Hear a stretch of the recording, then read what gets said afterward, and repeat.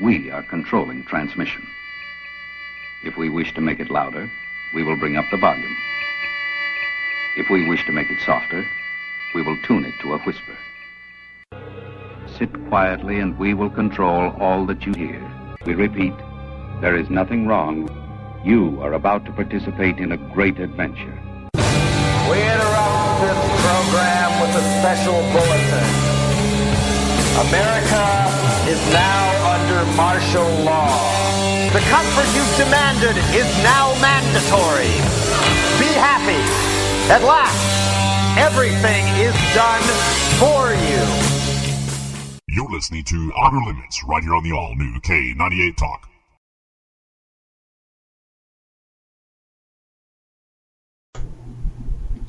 Thanks for tuning in to Otter Limits Radio here on Sunday night. I am Steve Long, your host, coming here from Edmond, Oklahoma. Sorry we're getting a little bit of a late start here tonight, folks. We just switched over to the Spreaker platform, or at least some of us have, and haven't quite learned the ins and outs of all of this yet. Anyway, so tonight we've got a pretty interesting show going on. We've got some news to talk about, of course. We're going to have our Once Upon a Time in America segment. We've got a new segment that I am starting tonight called the Police State Moment of the Week. I'm going to be trying to do that every week. Then I've got some other things going on. And then our main topic later on tonight, if you're not already aware, we're going to be talking about the JFK Assassination. So let's jump right in and let's talk about some news.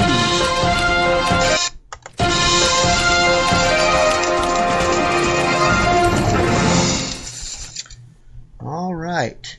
The Friedman Foundation recently released a study on why parents are choosing private schools over public schools. The top 5 reasons why those surveyed prefer school choice are: number 1, better student discipline; number 2, better learning environment; number 3, smaller class size; number 4, improved student safety; and number 5, more individual attention. Only 10% of those parents surveyed approved of standardized testing. They stated that standardized testing creates conformity and is not a useful measurement of learning. The survey suggests that there is a strong demand for school choice because parents do not want their children to be part of a standardized testing educational system. And we're actually going to talk about that a little bit later in the show as well. Former Oklahoma State House candidate Bob Daney recently formed the Oklahoma City Term Limits Now organization to promote term limits for the Oklahoma City City Council, including the mayor. Daney, who is also the founder of the High Noon Club that meets on Fridays at the H&H Gun Range, states he did so because term limits and limited government go hand in hand. According to an article in the McCarville Report, Daney stated that term limits benefit democracy and that we need them, in regards to term limits, instead of career politicians. He feels that the citizens of Oklahoma City will benefit from term limits by providing more choices, providing new faces, and new ideas. He is hoping to get 6,000 signatures on his petition in order to put the measure to a vote on the ballot.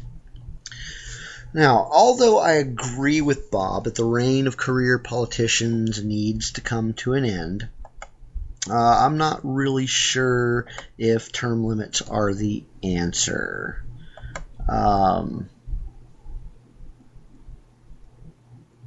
In fact, we already do have a way of enacting term limits for our elected officials. That's called voting them out of office. I kind of go back and forth on this issue, but I think the problem with term limits in general is that although it does get rid of the bad politicians that we don't need to serve us anymore, it also gets rid of the good people, as few as they might be, that truly want to serve their people. So, I don't know. What do you guys think? You got any opinions on the matter? Shoot me an email. My email is otter2sebento@gmail.com. In fact, if you want to talk to me about anything that you hear on the show or just have some questions, feel free to shoot me an email there. You can even do it during the show, and if you do so, I will answer your email on the air. So yeah, feel free to shoot me an email. That's Otter, OTTER 272@gmail.com. Anyway, next news item. In Texas, or rather a professor at Texas A&M University, a professor is calling for a repeal of the Second Amendment. Strange, this is a professor from Texas, no less. Kind of surprised she hasn't been strung up already. The professor, Mary Margaret Penrose, announced this at a symposium on gun control that was held at the University of Connecticut.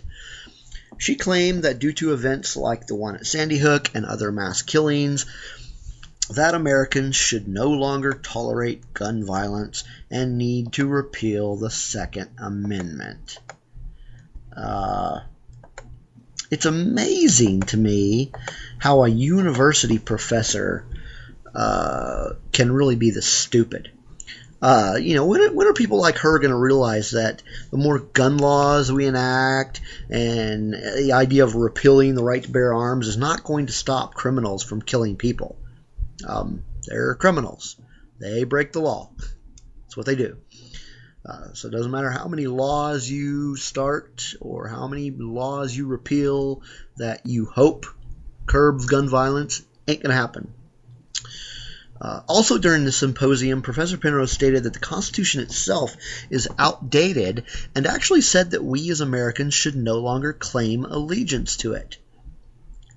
I don't know about you, university professor or not. This Mary Penrose is a complete idiot. And it's people like this, quite frankly, that scare the crap out of me because they have a public forum from which to speak from, and people are listening to her. In the state legislature, the Oklahoma state legislature, Republicans Don Arms and Senator Rob Johnson are considering a push for legislation that would eliminate the electoral college system of voting and institute the popular vote for electing the president. Yeah, I don't know. I don't particularly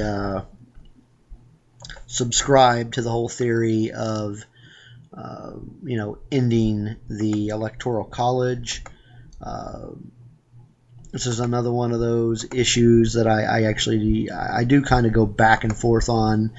But I don't know. I just don't think ending the electoral college is a very safe way. I mean, you're basically leaning. Seems like you're leaning more towards democracy, true democracy, which is basically mob rule, and away from representative government. Anyway, just for those of you interested, the legislative session in Oklahoma, by the way, does begin Monday, February 3rd. What else we got here?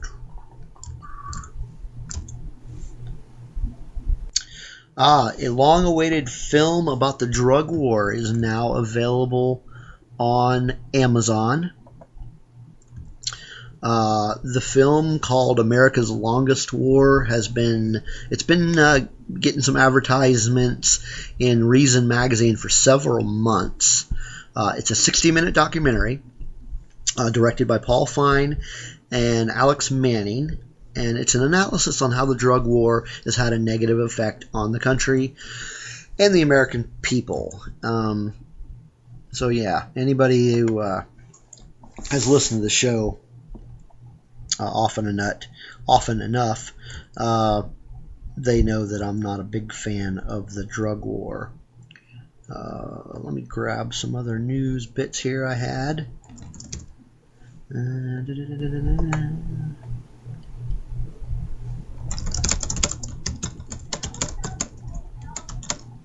Give me just 1 minute, folks.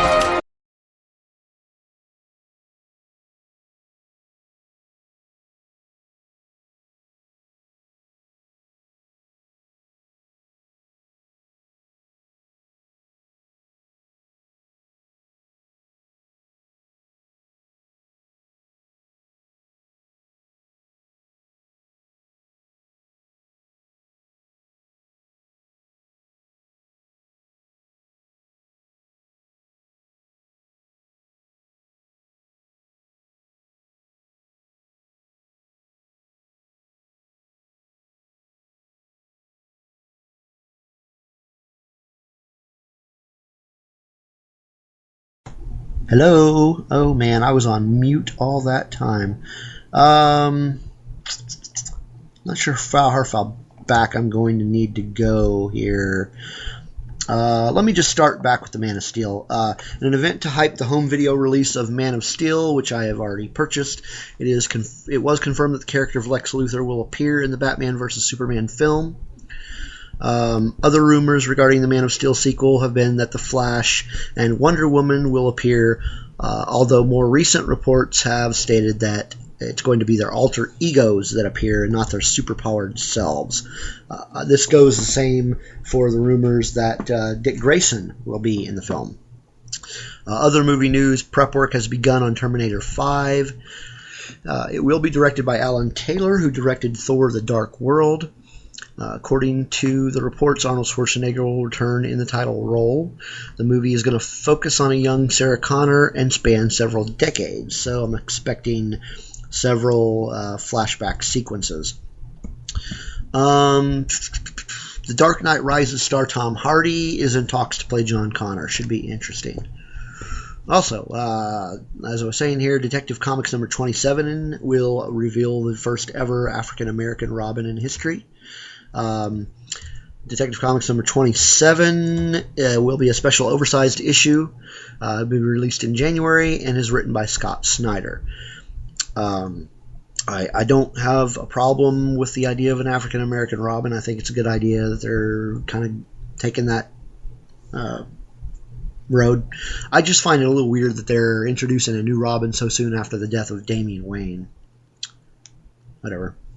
Bad Religion guitarist Brett Gurewitz has announced plans for the band to start working on another full-length album next year.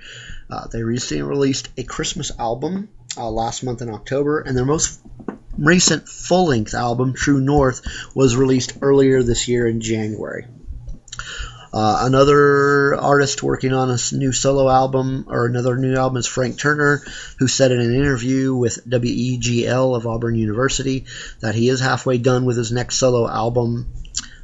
His most recent release was released in April by Interscope Records. That was Tape Deck Art.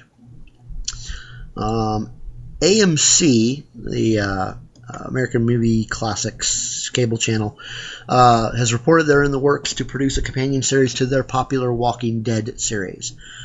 There are rumors that this companion series will be a prequel to the popular apocalyptic zombie TV series, which is currently in its 4th season. Speaking of AMC, rumors have hit the internet that the cable channel is ordering a pilot for a TV series based on the hit comic book Preacher. Preacher, written by Garth Ennis, ran from 1995 to 2000 by DC Vertigo, and is a story about a preacher that goes on search for God and ends up running into a sordid cast of characters and has some pretty strange adventures. Sony Entertainment has announced that the PlayStation 4 sold over 1 million units within 24 hours of its release on November 15th. I myself do not plan on purchasing a PS4. For that matter, I'm not planning on purchasing an Xbox One when it is released either.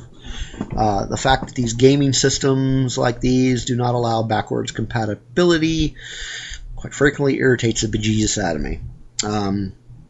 I'm sticking to my Xbox 360 until they completely stop making games for it, and then at that point, I'll either stop playing video games altogether or I'll change my mind. Who knows? Well, that's it for our Otter News section. We're going to jump into our Once Upon a Time in America segment, where I will talk about things that happened in history this week in the United States.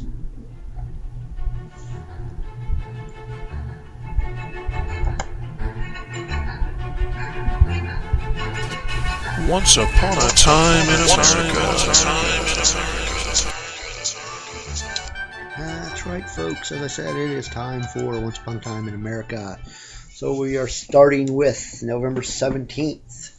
In 1777, the Articles of Confederation were submitted to the states for ratification.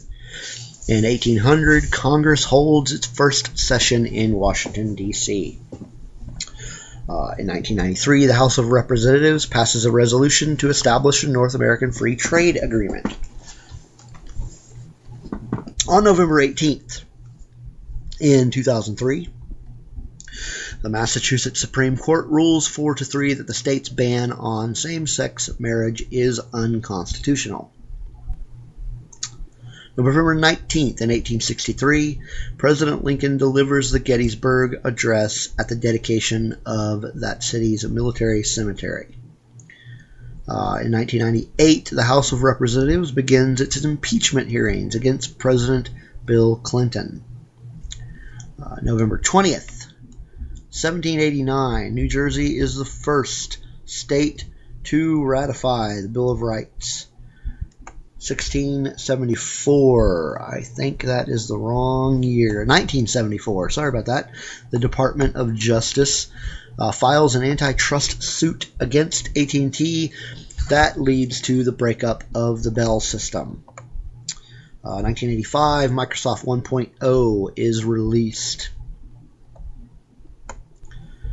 November 22nd, 1858, Denver, Colorado is founded. In 1963, on November 22nd, JFK is assassinated in Dallas, Texas. We will be talking about that in depth later. 1995, Toy Story is released as the first film created entirely of computer-generated imagery. And the last one, November 23rd, in 1889, the first jukebox begins operating in San Francisco. And that was Once Upon a Time in America. Well, folks, I am going to take our first break of the evening. When we get back, I am going to get into our police state moment of the week, and then I'll talk about a few other things that might be of interest to you, or might not. Who cares? Just either way, I want to thank you for tuning in to Otter Limits Radio tonight, and we'll just be back in a few minutes. Thanks for tuning in. Come back with us.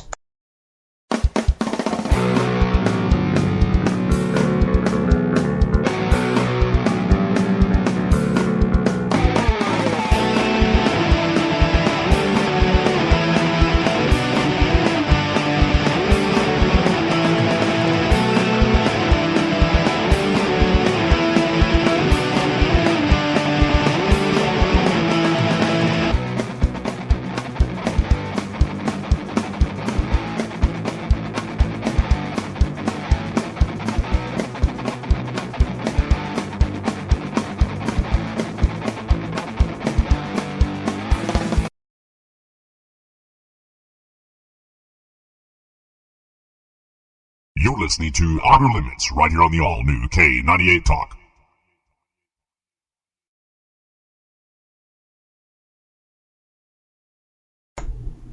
All right, I am back, folks. It was a quick break. Breaks will be a little bit longer once we start getting some commercials in. Haven't quite gotten there yet, but we will be there. In any case, I just checked over on my ESPN NFL scoreboard. Just kind of wanted to look at what was going on as far as some of the games that I kind of actually care about. Right now, really the only one is the Seahawks game. It's the end of the fourth quarter. Looks like the Seahawks won 41-20. No big surprise there.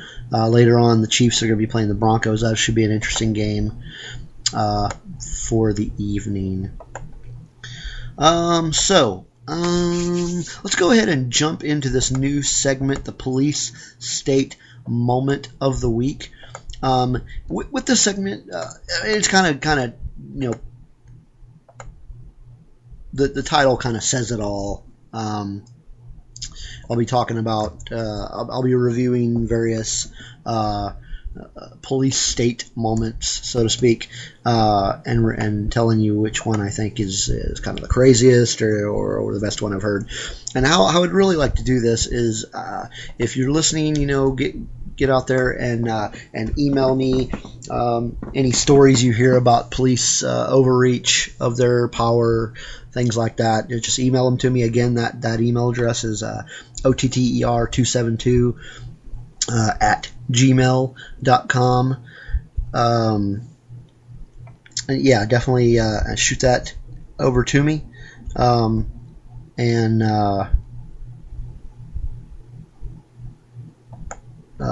will I will play the one that I think is the most is the best one that I've heard. So this week's a traffic stop in New Mexico turned ugly when New Mexico State Police fired into a minivan full of kids. The incident began when Oriana Farrell was pulled over for speeding in Albuquerque. When the officer went back into his car to process some paperwork, the woman drove away and again was stopped by the officer, who at that point ordered her to get out of the car. The woman got out of her car, and just about as she was about to put her hands on the vehicle, she jumped back in the driver's seat. Closed the door, locked in there, and at this point the officer actually began breaking the windows of the minivan to try to get, of course, the woman and her family out of the vehicle. Then she started to drive away, and the officer fired 3 shots in the back of the minivan, even though there were 5 kids in the back seat. After a 10-minute chase, the woman stopped the car and turned herself in. New Mexico State Police has launched an internal investigation into the incident, although the officer has not been relieved from active duty. Okay, so the lady should have just dealt with the consequences and accepted her speeding ticket.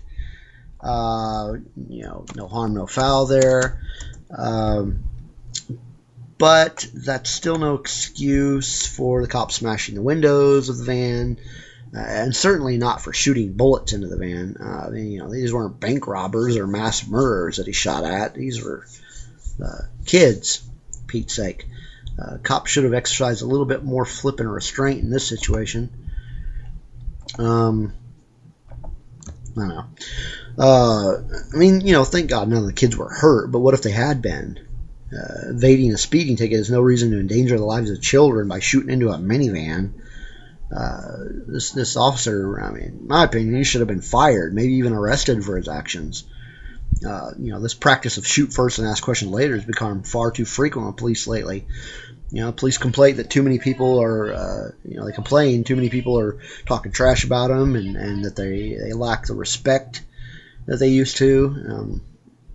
Things like this are the reason. Police need to go back to the days when they served and protect the people instead of assuming the worst and shooting at the people they were supposed to protect. So that was our police state moment of the week.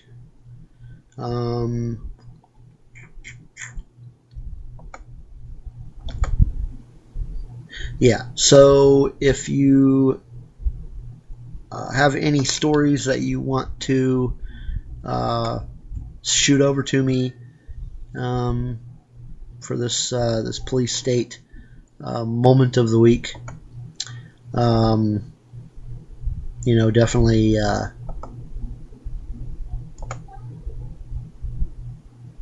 shoot them over to me.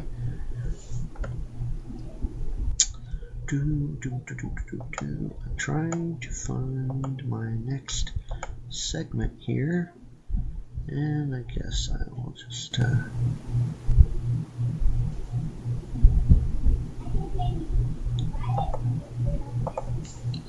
keep looking for it.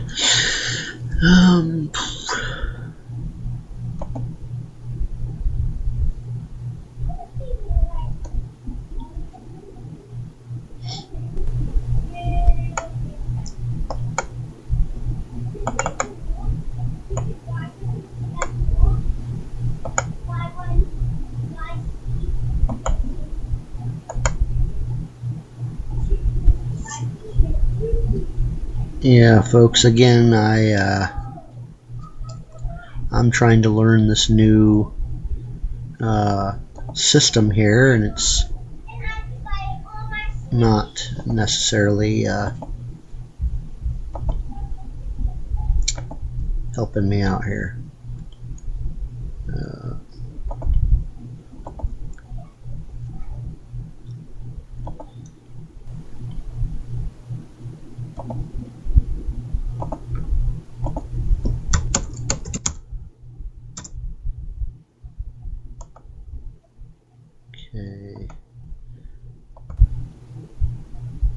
Okay, so that was Police State Moment of the Week. I'm going to go through a couple of lists that I did recently this past week.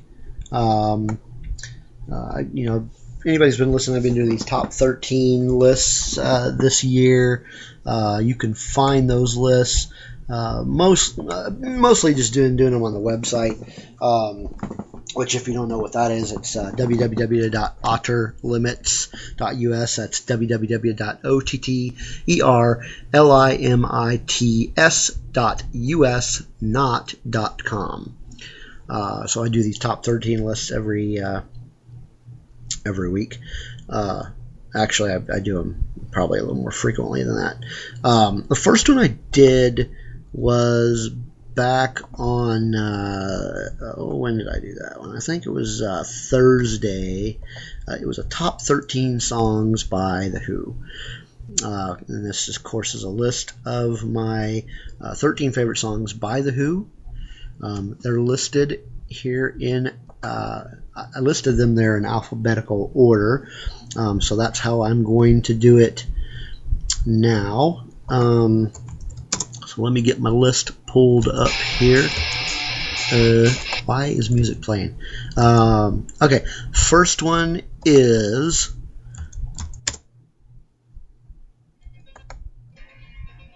Baba O'Reilly from the album Who's Next, which was released in 1971. Number 2 was another one from the 1971 Who's Next album, Behind Blue Eyes. The third one was from 1982's It's Hard. This song was Eminence Front. Next one is I Can See for Miles, from the album The Who Sell Out, which was released in 1967.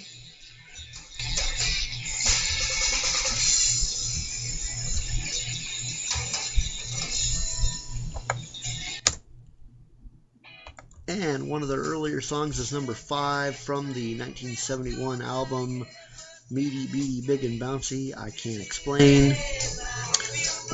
It's number 6 from the 1973 Quadrophenia album is the song Love Reign Over Me.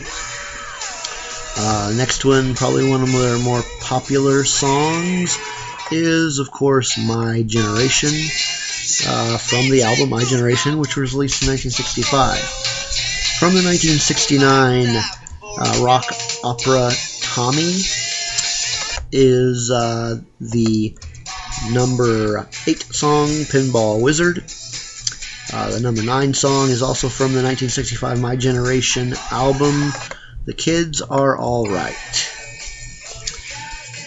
Another one from the 1973 Quadrophenia album is the number 10 album, which is actually, this one is probably one of my favorite Who songs. If this list was by order of preference, this would probably be 1 or 2 or 3, I don't know. It's The Real Me. The next one is from 1978's Who Are You? And it is the title track from that album, Who Are You? Number 12 is Won't Get Fooled Again, from the album Who's Next, 1971. And the number 13 album is You Better You Bet, from 1981's Face Dances. Alright, so that was the top 13 songs by The Who. And I've got another one here. Let me get it pulled up.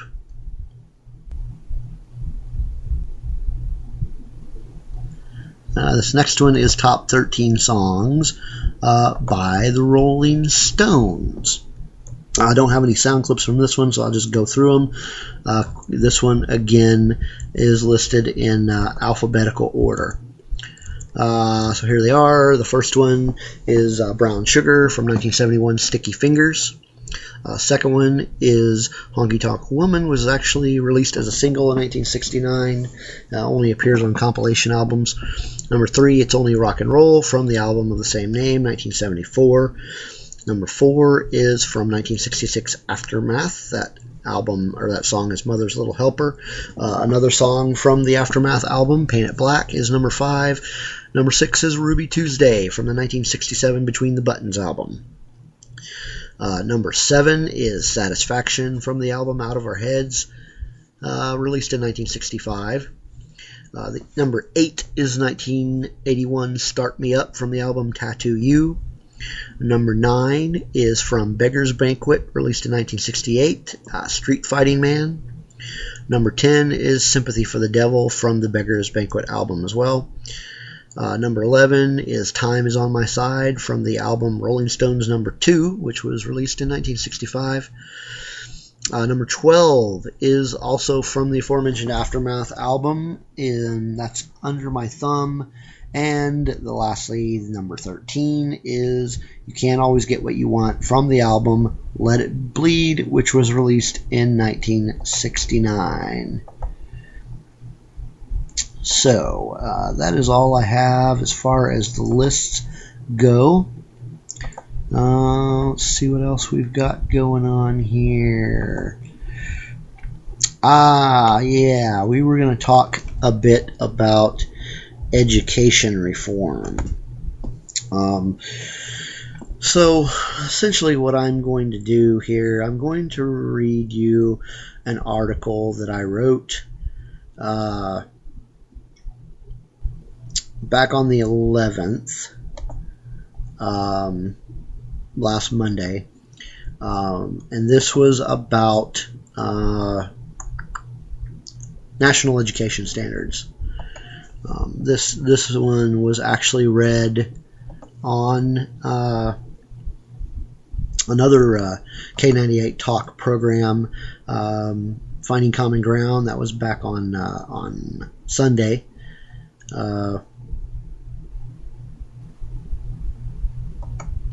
They read that, and we talked about it a little bit, but I figured I'd go ahead and talk about it on the air here tonight as well. So let me find that article, and we'll get to reading it here.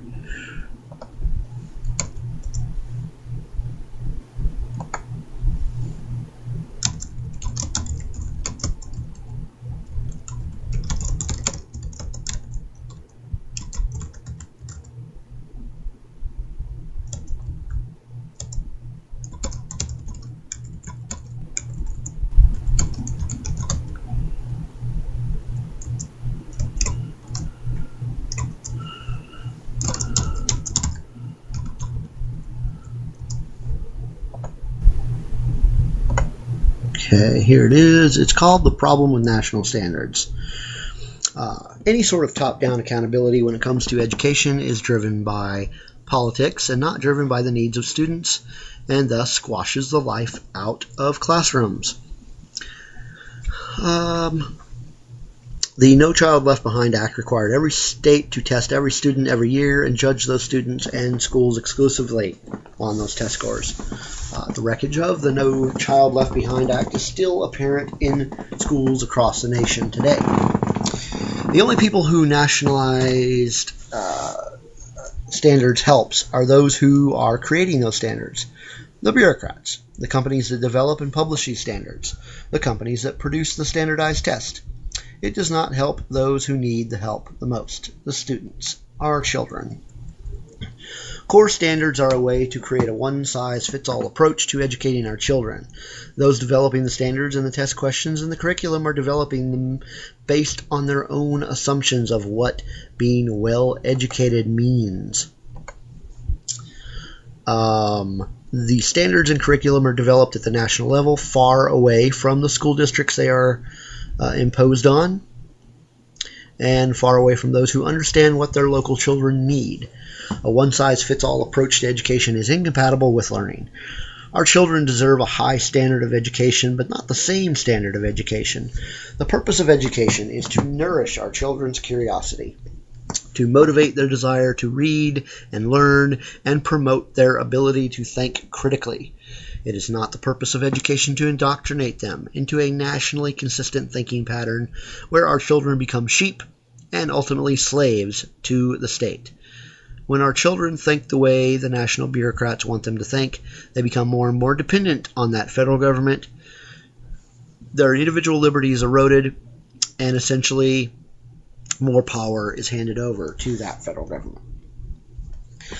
Setting standards at a national level not only stifles creativity, but takes decision-making away from the local level where it belongs. Remember, it is these national standards that are consistently trying to describe our nation as a democracy instead of a republic, and it only gets worse from here. Handing over the power of our children is one of the first steps towards eliminating our freedom. We must take this power away from the federal government and hand it back over to the local level. The states and the school districts are full of creative thinking people who know how best to educate the children in their areas.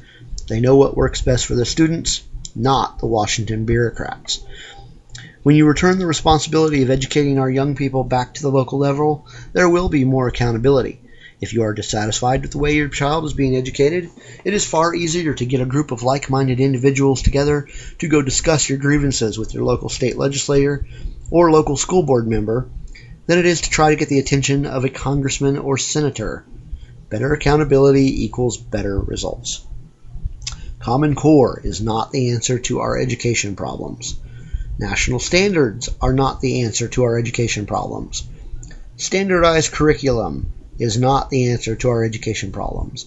The answers to our education problems can only be discovered by those who actually do the educating of our children, the teachers, the local school districts, the local school boards, the local parents that get involved. The power should be in their hands, not in the hands of the top-down bureaucrats who create these national standards.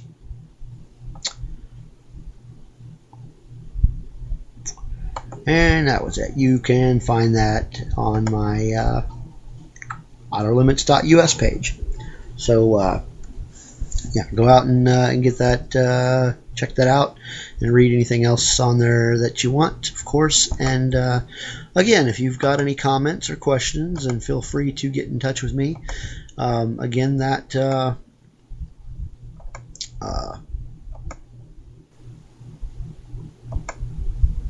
email address was otter272@gmail.com. That's OTTER272@gmail.com. So feel free to shoot me any questions or comments, and we'll talk about them here on the air. Okay, well, I think we are going to go ahead and jump into, or jump over to another quick break. And then we will get to talking about our main topic for the night. So I do thank you for tuning in to Otter Limits tonight, and I hope you will come back after this break.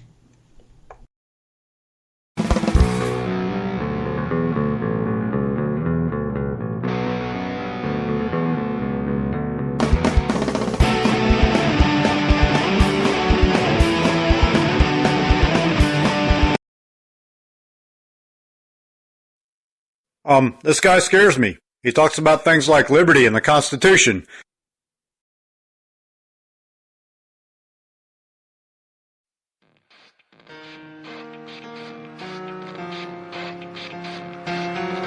I put my trust in you, just as far as I can go. Giving the Obama administration the big ones up, right from the middle finger.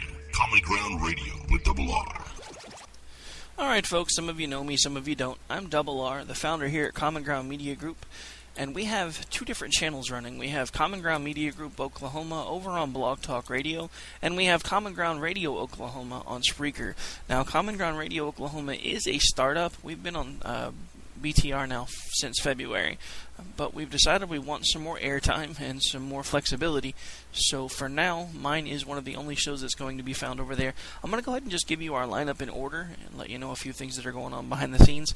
Sundays, over on the BTR channel, we have the Otter Limits hosted by Steve Long, one of the only libertarian radio hosts that I'm aware of. At least from the amateur angle, and you can catch him every Sunday from 6 to 8 p.m. He does normally have some pretty good live guests on there. Even had a recent gubernatorial candidate on, so if you haven't checked that one out, may want to go back and hit up our archive shows available on the Blog Talk channel and get caught up. And then we have Monday, my show, which is located over on Spreaker, America Off the Rails. That is, of course, hosted by yours truly. That's basically my conservative show where I rant and complain and vent, and it helps with my sanity, and I hope you guys like it too. And if not, I'm going to still keep doing it anyway, because like I said, it does help with my sanity. And then we have the show on Tuesday, which is Finding Common Ground. That is featuring myself and Dave, and that is, again, located over on the Blog Talk channel. That typically starts between 8 and 8:30, and it's basically where a cranky conservative, yours truly, and a hacked-off Jeffersonian liberal, my buddy Dave, get together and try to talk about current events and see about setting some differences aside to see if maybe we can find a way to fix this crazy mess we all find ourselves in right now. Then we have Wednesday, The Family Factor, hosted by Denny C. That is 9 a.m. to 11 a.m., again, over on the Blog Talk channel. Now, Denny does have some things in the works that he's going to be bringing over to the Spreaker channel. Different formats than The Family Factor. We're still ironing some of that stuff out. Then on Thursday, we have On the Fringes. That is Dave's music show, where basically he plays alternative music, alternate country, indie, pop, all that fun stuff. It's a really great show. Different kind of audience than most of the ones that we bring in, so it's nice to have a little bit of variety. Speaking of variety, we'll get to that in a minute.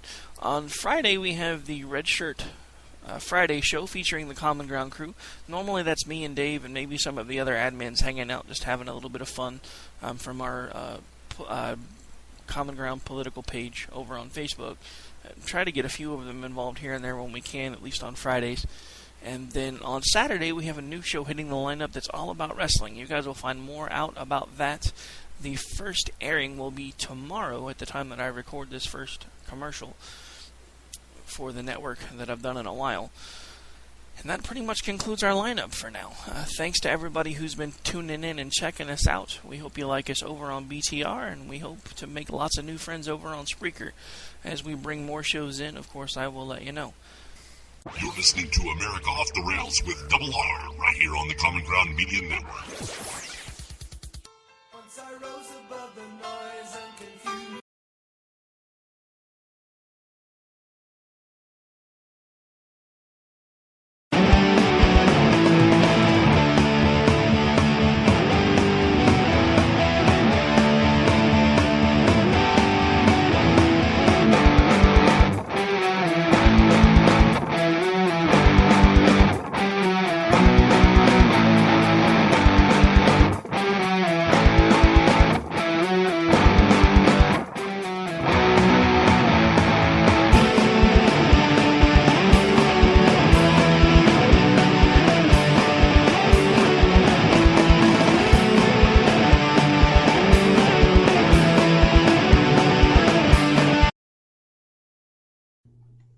It's the Otter Limits Show with Steve Long every Sunday at 6 o'clock right here on K98Talk.com. So tune in.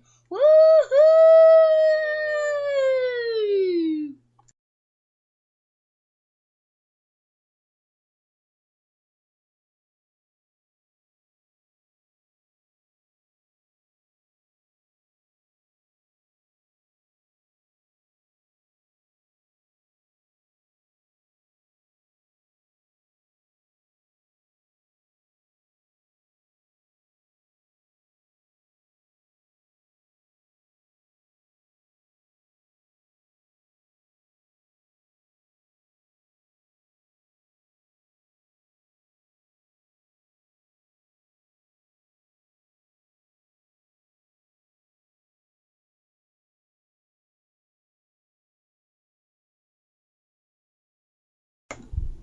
Welcome back to Otter Limits, folks. Sorry about that bit of silence there. I Forgot that I was on mute once again. Anyway, that commercial I played, I really keep forgetting that it hasn't been updated. A lot of things have changed since that commercial's been recorded. I need to probably go ahead and record my own commercial. In any case, yeah. So here we are. All right, folks. So let's get out your tinfoil hats and let's talk about the JFK assassination. This Friday, November 22nd, marks the 50th anniversary of the assassination of President John F. Kennedy. He was assassinated at 12:30 p.m. in Dealey Plaza, Dallas, Texas, while driving through the city in a motorcade during a campaign stop in preparation for the elections that were going to happen in 1964. The Warren Commission concluded that a lone gunman, Lee Harvey Oswald, shot Kennedy and that he acted alone. The Warren Commission, which was officially called the President's Commission on the Assassination of President Kennedy, was put together by President Lyndon Johnson to investigate the assassination. It got its name from the Commission's chairman, Chief Justice Earl Warren. Other members of the Commission were Senator Richard Russell, Senator John Sherman, U.S. Representative Hale Boggs, Representative Gerald Ford, Alan Dulles, the former director of the CIA, and John McCloy, former president of the World Bank. However, according to various polls conducted, only 20% of the American people believe that their findings are accurate, and the other 80% believe that there was some sort of conspiracy. Another committee was put together in the 1970s to look into the assassination again. This was the U.S. House Select Committee on Assassinations. It concluded that Kennedy might have been killed due to a conspiracy. The House Select Committee on Assassination was put together to not only further investigate the assassination of JFK, but also to look into the assassination of Dr. Martin Luther King Jr.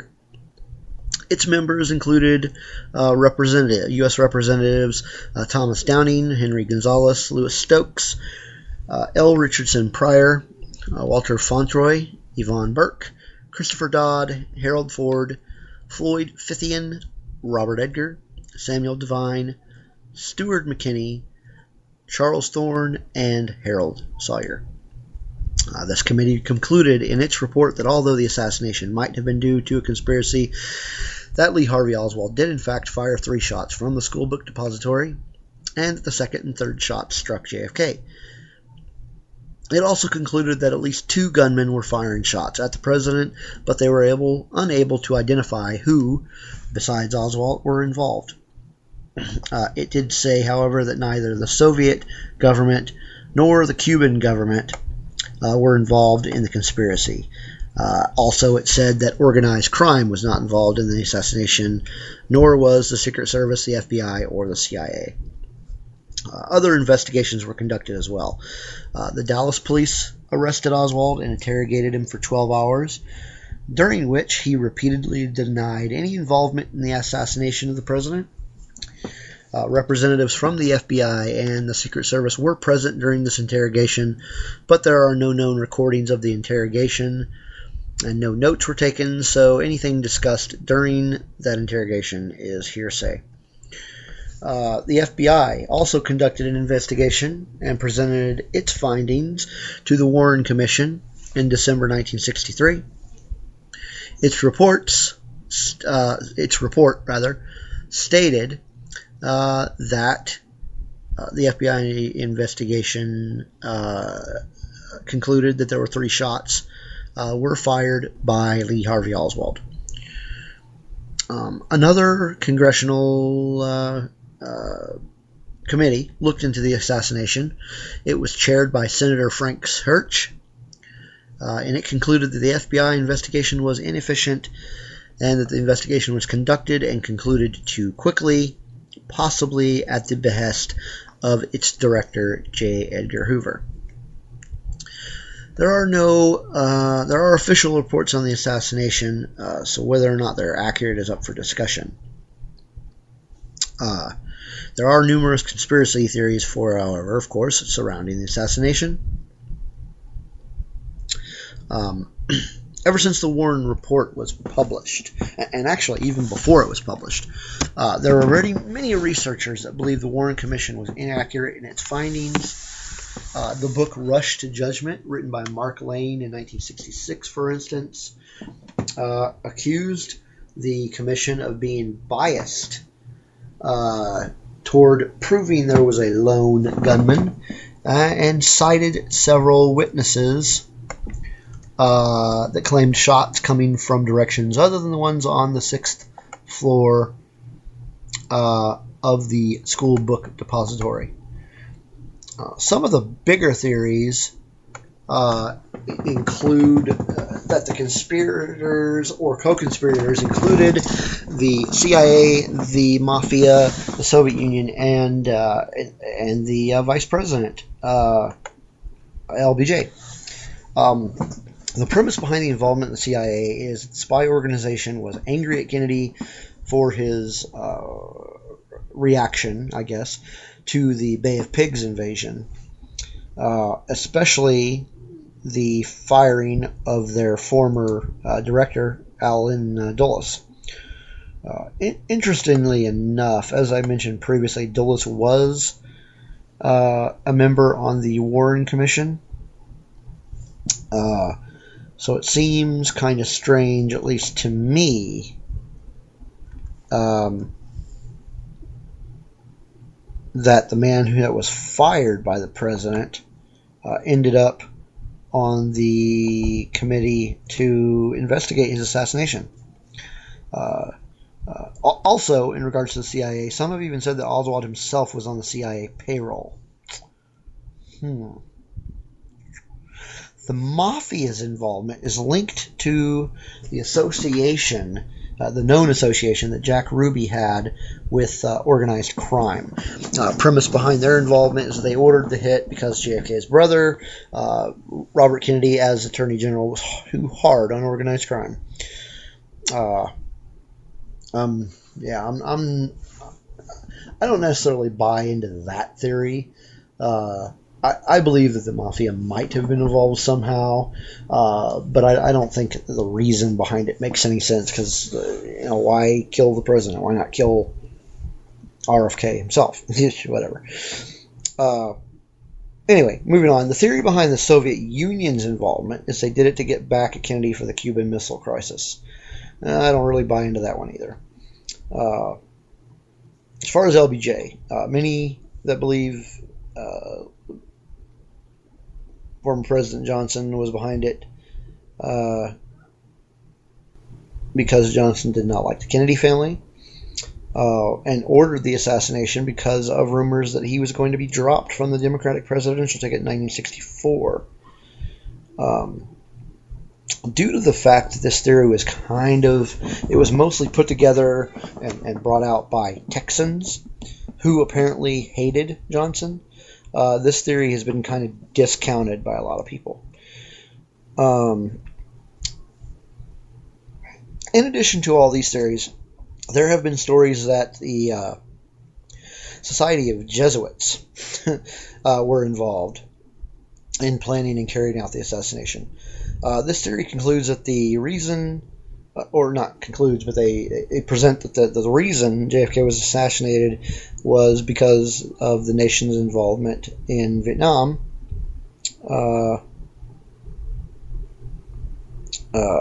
Kennedy had been planning on pulling our troops out of Vietnam,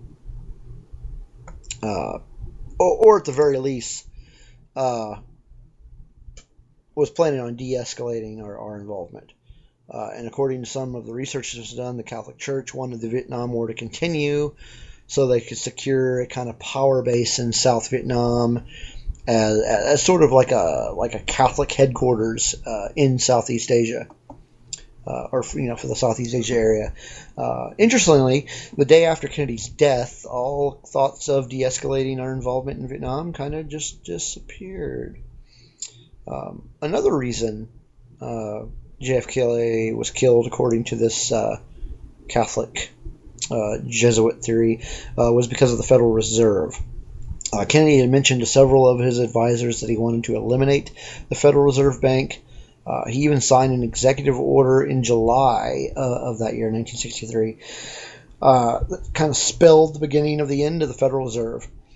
At the time, the Catholic Church, particularly the Order of Jesuits, used the Federal Reserve to create their wealth to kind of finance their worldwide operations. So they stood to lose a lot of money if the Federal Reserve Bank was dismantled, and this is the reason they decided to have him killed. Now, this Federal Reserve theory also leads to another theory about who was involved in the assassination, but more on a financing level rather than a planning and operations level.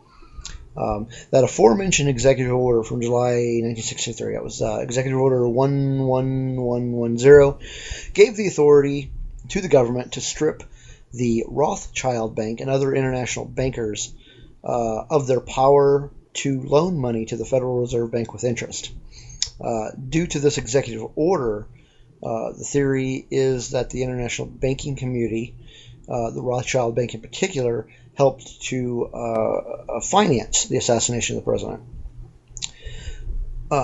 So, I mean, no matter what conspiracy theory you believe, if any at all, it is pretty apparent there's no real general consensus of who was involved, and really who, why he was assassinated in the first place. But the one thing for certain is that there's still, there's thousands of people interested in the events surrounding what happened that Friday afternoon.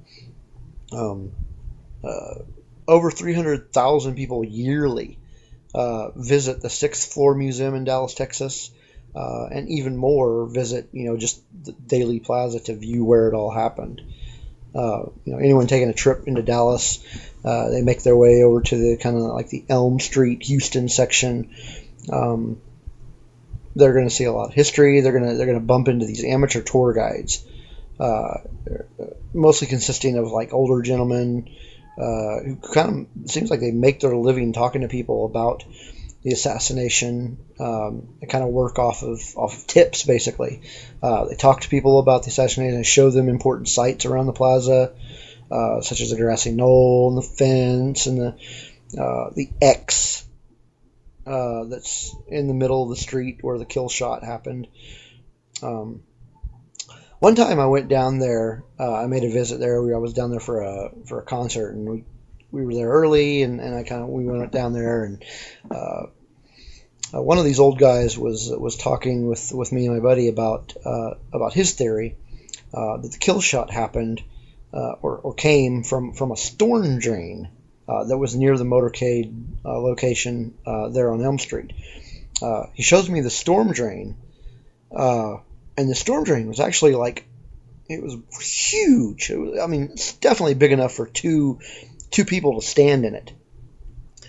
So the idea is that they were in the storm drain, and as he got into the quote unquote kill zone, they fired and then took off. It's an interesting theory because, like I said, the storm drain was big enough for two people, and really would have been the perfect place to make a quick and easy exit after they fired their shots. In any case, another interesting aspect of the Daily Plaza historic district is you can stand behind the fence on the grassy knoll and see the location where most conspiracy theorists believe the kill shots were fired from. The section is significant because of the 104 witnesses that were questioned by the Warren Commission. 35 of them reported hearing shots from the grassy knoll area. and in fact, several police radio transmission recorded shots that seemed to be coming from that area. Also, the Zapruder film seems to show that the grassy knoll is where several shots might have been fired. So let's talk about that a bit. The Zapruder film. That's another important piece of evidence in this whole assassination thing.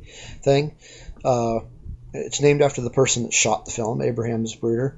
The film itself is a silent color film taken while JFK's motorcade passed through the plaza and actually captured the assassination itself.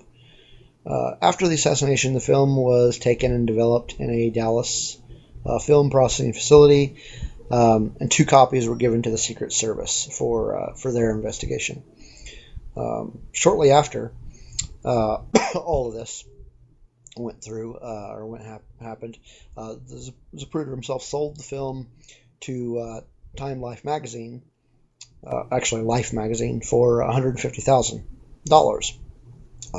The film was subpoenaed from Time Life in 1967 by New Orleans District Attorney Jim Garrison during a trial to prove that local businessman Clay Shaw was involved in a conspiracy to assassinate the president. The film was shown for the first time on network television in March 1975 on ABC's Good Night America. After this film came on network TV, public outrage over this film is what led to the creation and investigation by the House Select Committee on Assassinations. Jumping back a bit to Jim Garrison. As the District Attorney of New Orleans, Garrison led an investigation into the assassination itself.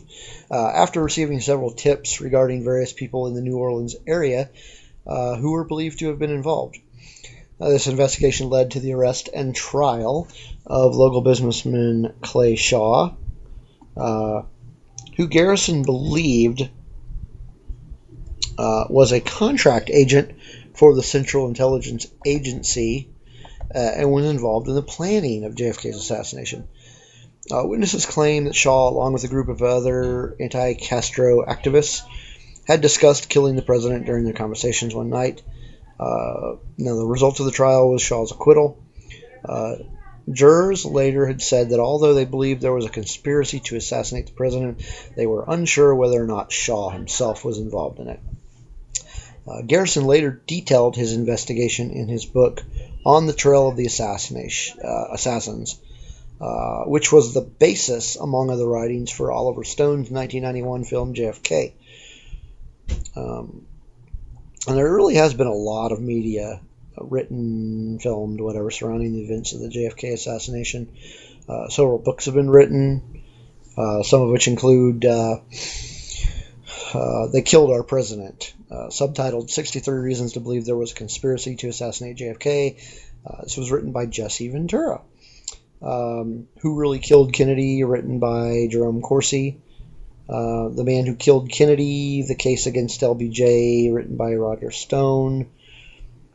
Blood, Money, and Power, How LBJ Killed JFK, written by Barr McClellan.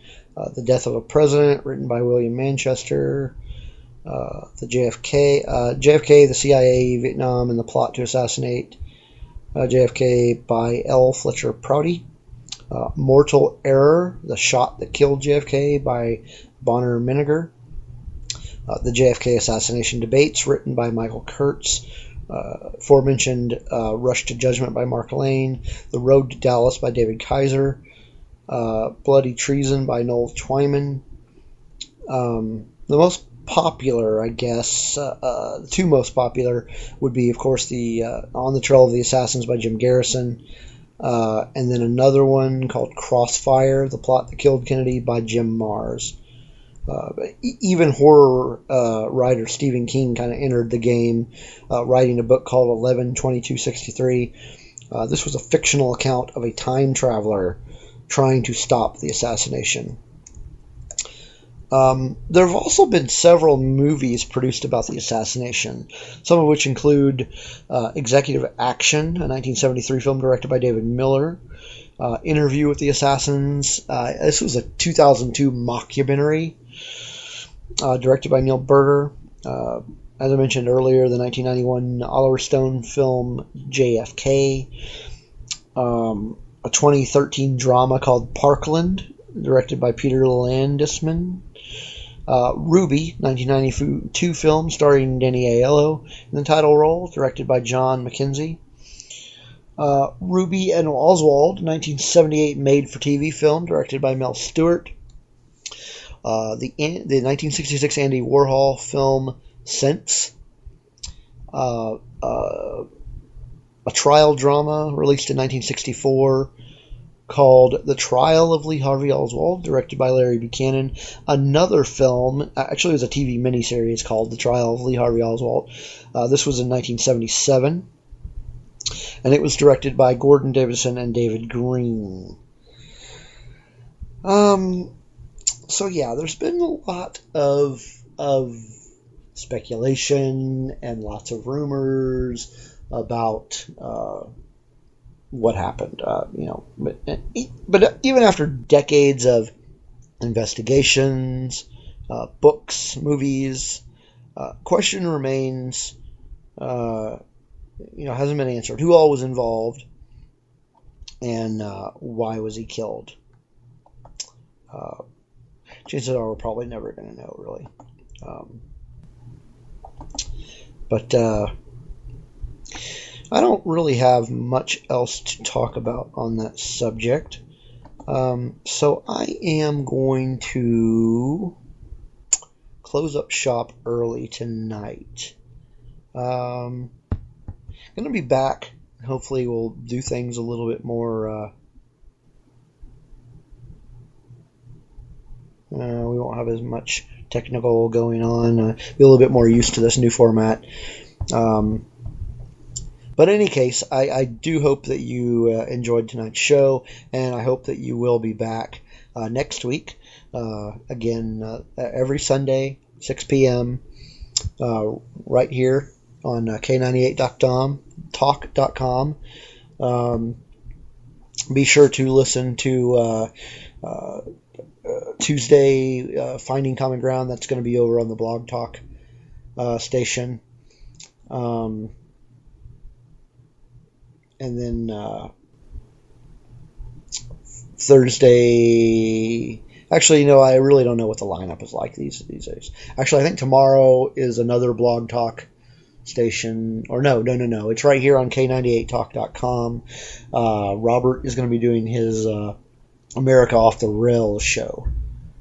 I'm really not sure what the lineup is these days. I've got to get with those in the know so I can actually know what's going on. In any case, hopefully we'll see you again here next week. So thanks for tuning in to Otter Limits Radio, folks. You're listening to Otter Limits right here on the all-new K98 Talk.